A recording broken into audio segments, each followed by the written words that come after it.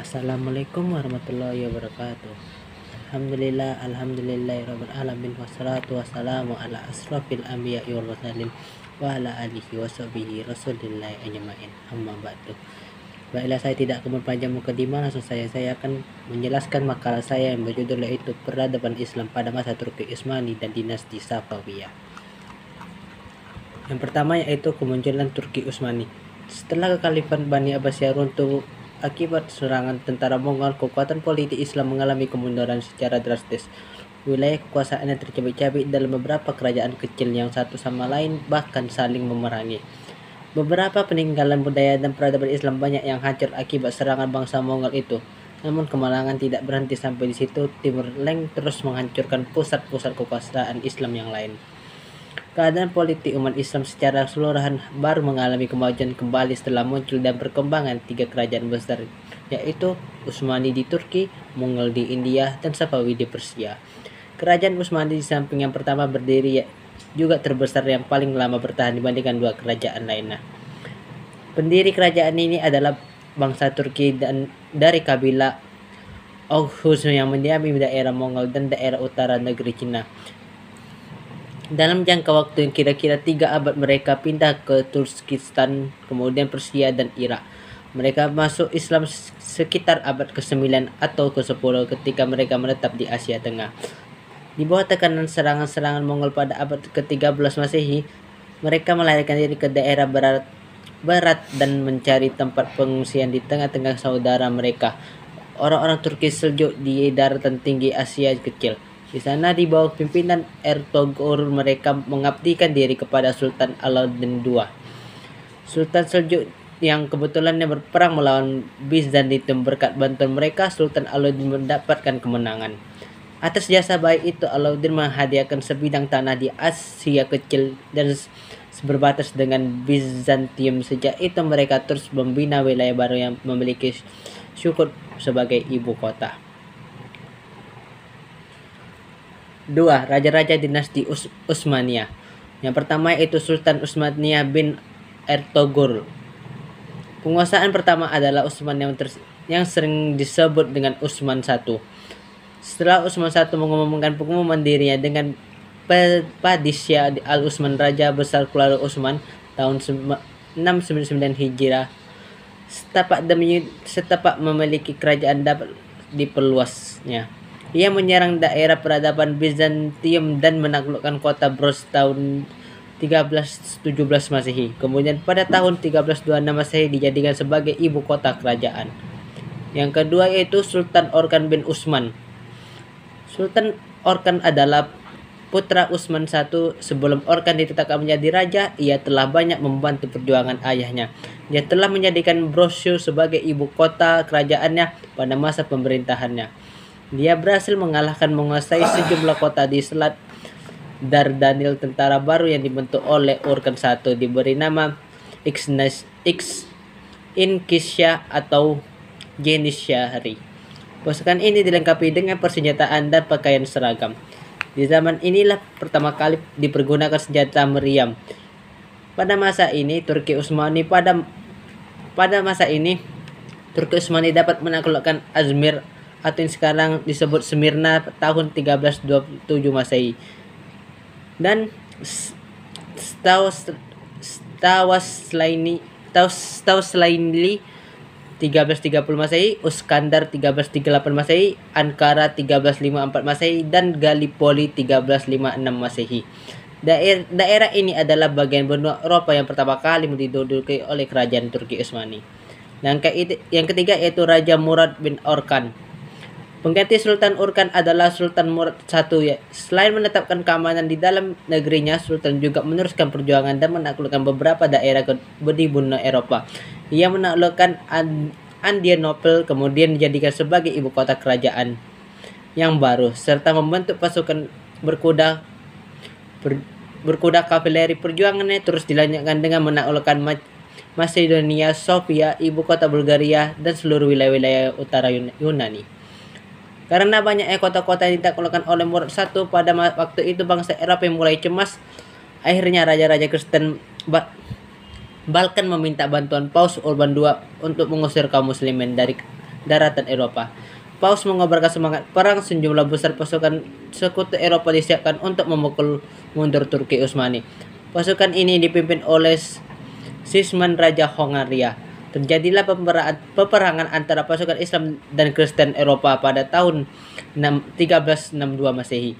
Peperangan itu dimenangkan oleh pasukan Murad I sehingga Balkan jatuh ke tangan umat Islam. Selanjutnya, pasukan Murad I merayap terus menguasai Eropa Timur seperti Somakov, Sofia, Monatsir, dan Saloniki. Yang keempat yaitu Raja Bayezid bin Murad I. Bayezid adalah putra Murad I.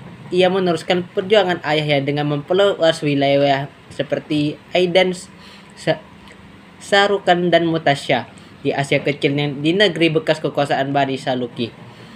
Bayezid sangat besar pengaruhnya sehingga mencemaskan Paus. Kemudian Paus Bonifacius mengadakan penyerangan terhadap pasukan Bayezid, dan peperangan ini yang merupakan penyebab terjadinya perang salib. Tentara salib ketika itu terdiri dari berbagai bangsa, namun dapat dilumpuhkan oleh pasukan Bayezid, dan keberhasilan yang merupakan catatan sejarah yang amat gemilang bagi umat Islam. Ekspansi kerajaan Utsmani sempat terhenti beberapa lama. Ketika ekspansi diarahkan ke Konstantinopel, tentara Mongol yang dipimpin Timur Leng melakukan serangan ke Asia Kecil. Pertempuran hebat terjadi di Ankara tahun 1402 Masehi. Tentara Turki Utsmani mengalami kekalahan. Bayezid bersama putra Musa tertawan dan wafat dalam tahanan Timur Leng pada tahun 1403 Masehi. Kekalahan Bayezid di Ankara ini membawa dampak buruk bagi Turki Utsmani. Penguasa Seljuk di Asia Kecil melepaskan diri sebagai genggaman Turki Utsmani. Wilayah Serbia, Bulgaria, dan juga memproklamirkan kemerdekaan. Dalam masa itu, putra-putra Bayezid saling berebut kekuasaan. Suasana buruk baru berakhir setelah Sultan Muhammad dapat mengatasinya. Yang kelima yaitu Muhammad bin Bayezid. Kekalahan Bayezid membuat akibat buruk terhadap penguasa-penguasa Islam yang semula berada di bawah kekuasaan Turki Utsmani. Sebab satu sama lain berebutan seperti wilayah Serbia dan Bulgaria melepaskan diri dari Turki Utsmani. Setelah Timur Leng meninggal dunia tahun 1405 Masehi, kerajaan Mongol dipecahkan dan dibagi-bagi kepada putra-putra yang satu sama lain saling berselisih kondisi dimanfaatkan penguasa Turki Utsmani untuk melepaskan diri dari kekuasaan Mongol. Namun pada saat itu juga terjadi perselisihan antara putra-putra Bayezid, yaitu Muhammad Isa dan Sulaiman. Setelah 10 tahun perebutan kekuasaan terjadi, akhirnya Muhammad berhasil mengalahkan saudara-saudaranya. Sultan Muhammad I berusaha menyatukan kembali negara yang sudah bercerai-berai untuk kepada keadaan yang semula. Usaha Muhammad yang pertama kali ia mengadakan perbaikan dan meletakkan dasar-dasar keamanan dalam negeri. Usaha ini diteruskan oleh Murad II. Yang keenam yaitu Raja Murad II bin Muhammad. Sepeninggalan Sultan Muhammad I, pemerintah diambil alih oleh Sultan Murad II. Cita-citanya adalah melanjutkan usaha Muhammad I, yaitu untuk menguasai kembali daerah-daerah yang terlepas dari kerajaan Turki Utsmani sebelumnya. Daerah pertama yang dikuasai oleh Asia Kecil yaitu Salonika, Albania, Palok, dan Hongaria. Setelah bertambahnya beberapa daerah yang dapat dikuasai tentara Islam, Paus Eugenius VI kembali menyerukan perang salib. Tentara Sultan Murad II menderita kekalahan dalam perang salib itu. Akan tetapi dengan bantuan putra yang bernama Muhammad, perjuangan Murad II dapat dilanjutkan kembali. Pada akhirnya Murad II kembali berjaya, keadaan menjadi normal kembali sampai akhir kekuasaan diserahkan kepada putra yang bernama Sultan Muhammad II atau disebut Al-Fatih. Yang ketujuh yaitu Muhammad II bin Murad atau Muhammad Al-Fatih. Setelah Sultan Murad II meninggal dunia, pemerintah kerajaan Turki Utsmani dipimpin oleh putranya Muhammad II atau Muhammad Al-Fatih. Ia diberi gelar Al-Fatih karena dapat menaklukkan Konstantinopel yang sudah lama ditunggu-tunggu umat Islam sesuai yang dijanjikan Rasulullah langsung. Diceritakan bahwa tentara Sultan Muhammad Al-Fatih tidak pernah meninggalkan sholat wajib sejak balik. Separuh dari mereka tidak pernah meninggalkan sholat tahajud sejak balik. Hanya Sultan Muhammad Ali Al-Fatih yang tidak pernah meninggalkan sholat wajib, tahajud, dan rawatib. Muhammad Al-Fatih berusaha membangkitkan kembali sejarah gemilang umat Islam sampai dapat menaklukkan Konstantinopel sebagai ibu kota Bizantium. Konstantinopel adalah kota yang sangat penting dalam dan belum pernah dikuasai raja-raja Islam sebelumnya. Muhammad Al-Fatih dianggap sebagai pembuka pintu yang perubahan dan perkembangan Islam, yaitu ada 3 alasan Muhammad II menaklukkan Konstantinopel, yaitu yang pertama itu dorongan iman kepada Allah Subhanahu wa taala dan semangat perjuangan berdasarkan hadis Nabi Muhammad SAW untuk menyebarkan ajaran Islam. Yang kedua itu kota Konstantinopel sebagai pusat kemegahan bangsa Romawi.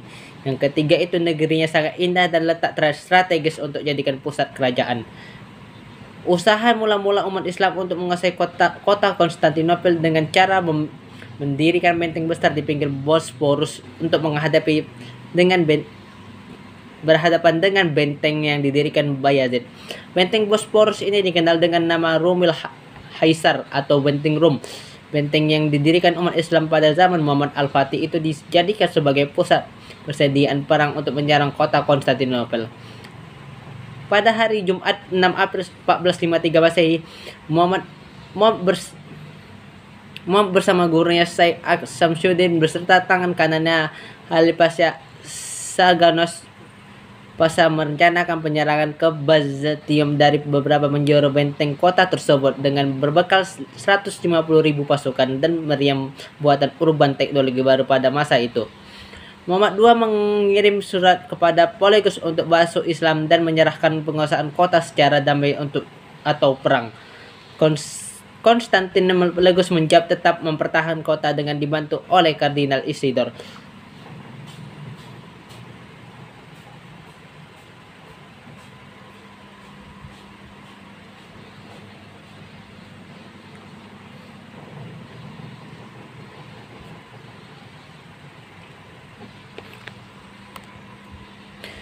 Pangeran Okan dan Giovanni Giustinian dari Gonia. Pasukan Muhammad II menyerbu Bizantium dari arah barat Balkan. Sedangkan di bagian timur selat Bosporus dijaga armada Turki untuk menghalangi bantuan yang ditujukan kepada Konstantinopel. Tanggal 28 Mei 1453 Masehi, pasukan Turki serentak menyerbu ke dalam kota. Akhirnya kota Konstantinopel jatuh di tangan umat Islam pada 29 Mei 1453 Masehi. Dan Kaisar Bizantium Pelagius bertewas bersama tentara Romawi Timur. Konstantinopel telah jatuh, penduduk kota berbondong-bondong berkumpul di Hagia Sophia. Yang ke-8 itu Sultan Bayazid. Yang ke-9 itu Sultan Salim I. Di masa Sultan Salim, perhatian beralih ke arah timur dengan menaklukkan Persia, Syria, dinasti Mamalik Mesir. Yaitu yang ke-10 itu Sultan Sulaiman. 3. Kemajuan peradaban dan kebudayaan Islam di masa Turki Utsmani. Kemajuan dan perkembangan ekspansi kerajaan Utsmani yang demikian luas dan berlangsung dengan cepat yang diikuti pola oleh kemajuan dalam bidang-bidang kehidupan yang lain. Yang terpenting di antara yaitu pertama di bidang militer, para pemimpin kerajaan Utsmani pada masa yang pertama yaitu orang-orang yang kuat sehingga kerajaan dapat melakukan ekspansi dengan cepat dan luas. Yang kedua yaitu bidang ilmu pengetahuan dan budaya. Kebudayaan Turki Utsmani merupakan perpaduan macam yang kebudayaan di antaranya adalah kebudayaan Persia, Bizantium, dan Arab. Dari kebudayaan Persia mereka banyak mengambil ajaran-ajaran etika, tata krama dalam misalnya raja-raja. Organisasi pemerintah dalam kemiliteran banyak mereka serap dari Bizantium, sedangkan ajaran-ajaran tentang prinsip ekonomi, sosial, dan kemasyarakatan, keilmuan, dan huruf mereka terima dari bangsa Arab. Orang-orang Turki Utsmani memang dikenal dengan bangsa yang suka dan mudah bersimilisasi dengan bangsa asing yang terbuka untuk menerima kebudayaan luar. Hal ini mungkin karena mereka masih miskin dengan kebudayaan. Bagaimanapun sebelumnya mereka adalah orang nomad yang hidup di dataran Asia Tengah. Yaitu yang ketiga itu bidang keagamaan. Agama dalam tradisi masyarakat Turki Utsmani peranan besar dalam lapangan sosial dan politik masyarakat digolongkan berdasarkan agama kerajaan sendiri. Sangat terikat dengan syariat sehingga fatwa ulama menjadi hukum yang berlaku. 4. Kemunduran kerajaan Turki Utsmani. Setelah Sultan Sulaiman Al-Kanun wafat tahun 1566 Masehi, kerajaan Turki Utsmani mulai memasuki fase kemunduran. Akan tapi sebagai sebuah kerajaan yang sangat besar dan kuat, kemunduran ini tidak langsung terlihat. Perlahan tapi pasti kejayaan Turki Utsmani mulai memudar karena para pemimpin yang menggantikan tidak mempunyai kemampuan yang cukup memadai untuk mengatasi permasalahan yang timbul. Di antaranya pemberontakan di wilayah kekuasaan dan bangsa-bangsa Eropa yang mulai mengalami masa kemajuan yang pesat. Hingga akhirnya di akhir Perang Dunia yang kedua, yaitu 1942 Hijriah, dimotori oleh Kemal Atatürk, kerajaan Turki Utsmani berubah menjadi Republik Turki. Maka dengan demikian berakhirlah kerajaan Islam yang dikuasai selama 6 abad. Banyak faktor yang menyebabkan kerajaan Turki Utsmani ini mengalami kemajuan. Di antaranya itu pertama, wilayah kekuasaan yang sangat luas sedangkan administrasi pemerintah kerajaan tidak beres. Yang kedua itu heterogeneitas penduduk dengan wilayah yang sangat luas sehingga perbedaan bangsa dan agama acap kali menyebabkan terjadi pemberontakan. Yang ketiga yaitu pemerintah yang lemah setelah Sultan Sulaiman Al-Qanun menyebabkan banyak terjadinya kekacauan di pemerintah. Yang keempat yaitu pemberontakan tentara Janissary, tentara yang menjadi sumber kekuatan militer Turki Utsmani, terjadi 4 kali. Yang kelima yaitu kemesteratan ekonomi. Yang keenam terjadi stagnasi dalam lapangan ilmu pengetahuan dan teknologi, sementara bangsa-bangsa Eropa sedang mengalami masa pesat-pesatnya ilmu pengetahuan.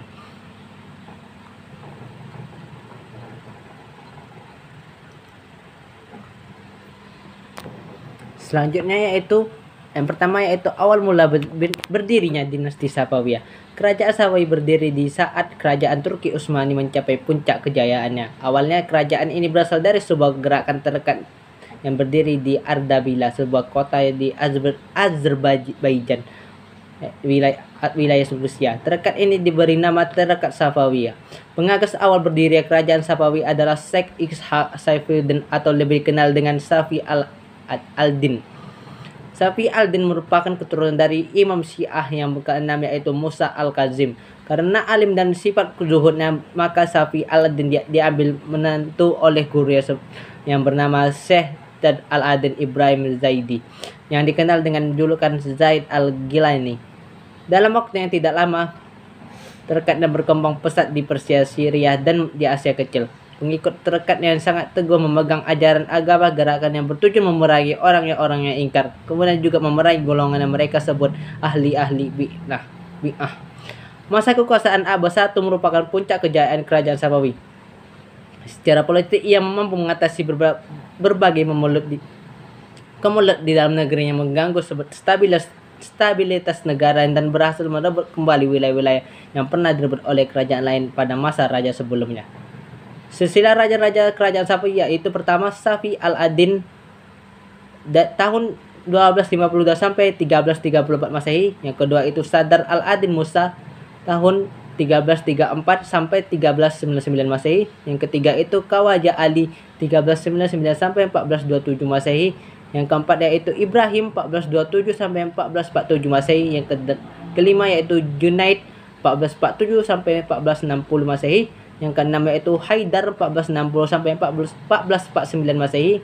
Yang ketujuh yaitu Ali 1494 sampai 1501 Masehi. Yang kedelapan Ismail 1501 sampai 1524 Masehi. Yang kesembilan itu Stas Mahab 1 1524 sampai 1576 Masehi, yaitu Ismail 2 1576 sampai 1577 Masehi. Yang ke-11 yaitu Muhammad Kuzbanda 1577 sampai 1588 Masehi. Yang ke-12 yaitu Abbas 1 1588 sampai 1628 Masehi. Kemajuan peradaban Islam pada masa kerajaan Safawi di Persia pada masa kepemimpinan Ismail berhasil mengembangkan wilayah kekuasaan sampai ke daerah Nuzar dan Gurgan, Diyarbakir, Bih dan Sirwan, Khurasan hingga meliputi daerah Sabit Subur. Pada masa Abbas I berhasil menghilangkan pasukan Kizibas dan membentuk pasukan baru yang beranggotakan budak-budak tawanan dari Georgia, Armenia, dan Sirasia. Mereka mengadakan perjanjian damai dengan Turki Utsmani, yaitu ia rela melepaskan wilayah Azerbaijan Georgia sebagai wilayah lainnya. Dia juga berjanji tidak akan menghina khalifah pertama dalam Islam dan khutbah Jumatnya. Sebagai jaminan atas perjanjian itu, ia menyerahkan sepupu ya Haidar Mirza sebagai sandera di Istanbul.